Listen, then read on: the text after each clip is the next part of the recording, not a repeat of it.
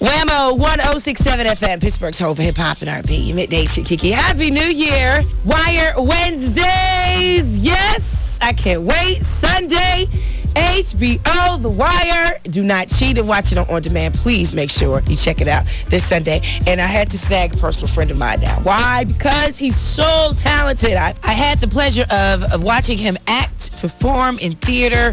He was in a play called The Billy Strayhorn Story. And then I was able to work with him again in the Pitt's Upward Bound program, summer program. So I am pleased to say that I am joined by an urban renaissance brother, Nathan James. Welcome to the show. What's going on? When I was getting ready for this interview, I said, okay, KiKi, how are you going to introduce him?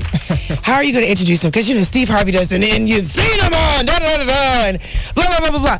But you, my brother, have, like, the ultimate resume. I mean, I have seen you. Okay, I'm a brown nose real quick. Awesome. Awesome. And I was like, okay, I know him. I remember him. And then I started seeing you sprinkled around in different things. And then you had a one-man show. Yeah, I had a one-man show called Growing Pains. Yeah. At Strayhorn Theater in 2005. Wow. And you've been going ever since. Well, way before then. Yes. Wow. Just really on the road doing a lot of spoken word performances. And also doing some, touring with plays, getting small film work and, TV work here. And with The Wire coming up, things are really starting to come in more now. Who do you play on The Wire? I did cover work for Officer Truck on The Wire. Okay. Because he was here in Pittsburgh doing the Kill Point show. Okay, I remember. Actually took over for his character while he was here, so I'm a plainclothes police officer on there. Okay. I did cover work for the character Truck on the show. Okay. And how many are you in? A couple of episodes, or actually? Well, you know what? I was actually supposed to be in a couple of episodes, but they cut it short. Now I'm on episode number 4. That's hot. Yes. So tell us about the new season of The Wire. Let's talk about the whole storyline, because I don't think everybody knows about this, and we're going to talk about that in a little bit. But tell us about this particular season of The Wire. This season really focuses around the media, about a newspaper called the Baltimore Sun. Okay. Because there's something that happens on the street, and by the time it gets to us, we have 40% of the truth. So with the oncoming of the internet and bloggers, newspapers have gone from telling about 50% of the truth to about 40 to 35% of the truth now. Because what you see in the newspaper is 40% of what actually happened and 60% of whatever's going to make you pick up that newspaper and buy it. So this season really lets something happen on the street, like a murder, an investigation or something.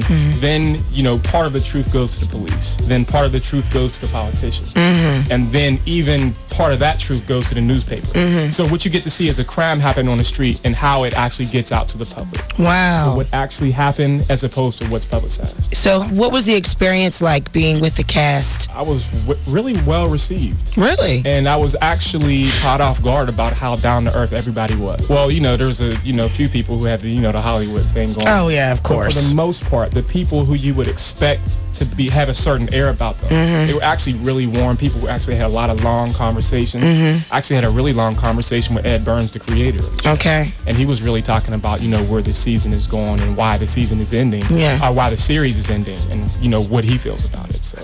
And it was good.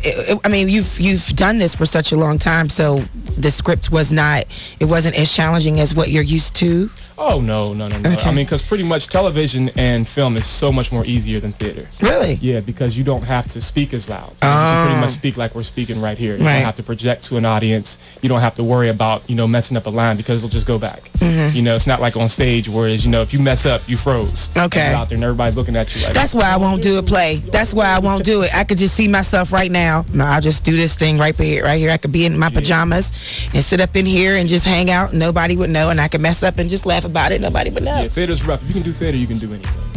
Well. You can do anything. Well, I'll just leave that to the professionals. We're in the studio with Nathan James. All right, we're going to be talking to him just a little bit. Here's Chris Brown, Kiss Kiss, the remix. Got me so hypnotized. WAMO 1067 FM, Pittsburgh's home for hip hop and R&B. It's midday KiKi.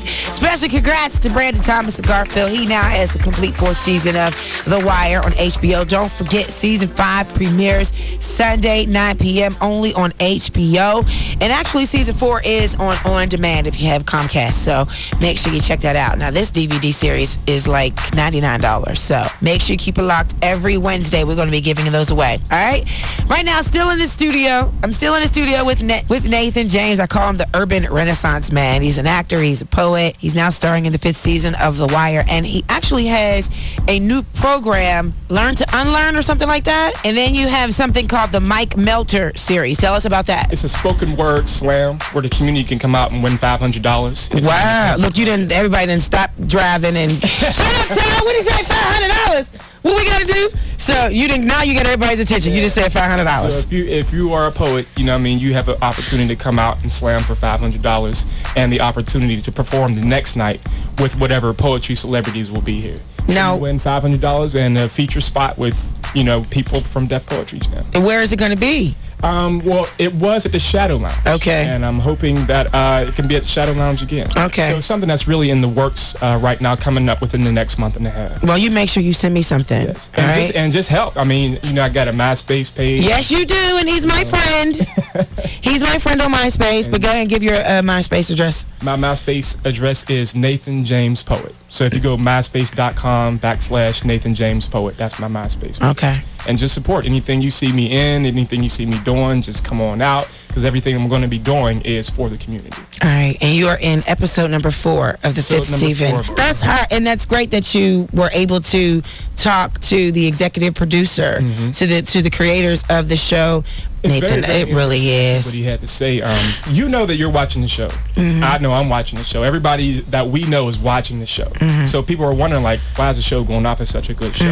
And the problem is that middle America is not watching the show. So we know Los Angeles, DC, Detroit, Pittsburgh, Philly, New York, we're all watching it. But Idaho's not watching it.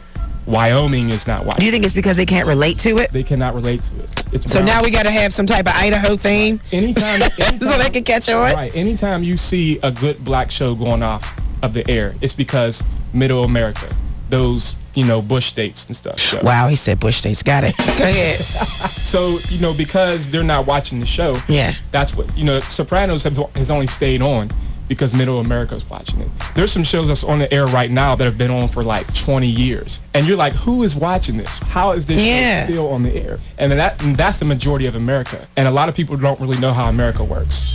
Well, we're going to get in touch with some people at HBO. I think I told you in an email, I've been contacting the main office, and every Wednesday, it's going to be Wire Wednesdays, and we're going to have a character from The Wire on there. Anything else you're working on in the future? Any plays we need to look out for?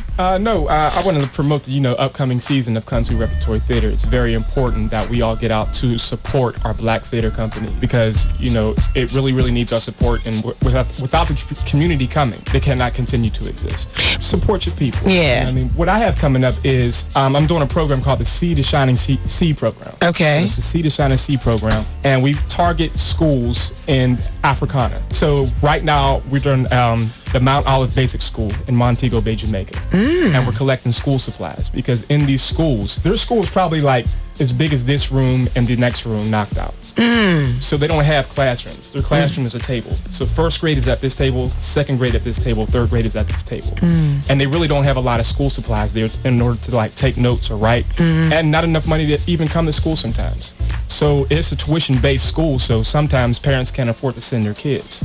You know, so a kid has to sit at home for a month without being educated until a parent can pay their rent. So at all of my events, I have a table set up for people to bring used or, you know, new school supplies. That's awesome. Thank you so much for stopping by. I appreciate it. Peace and blessings to you, and Happy New Year to you. Happy New Year to you. And you make sure you keep me updated with what's going on. I definitely will. I'll shoot it to you first. All right, cool. You heard that. We'll be right back. It's WAMO.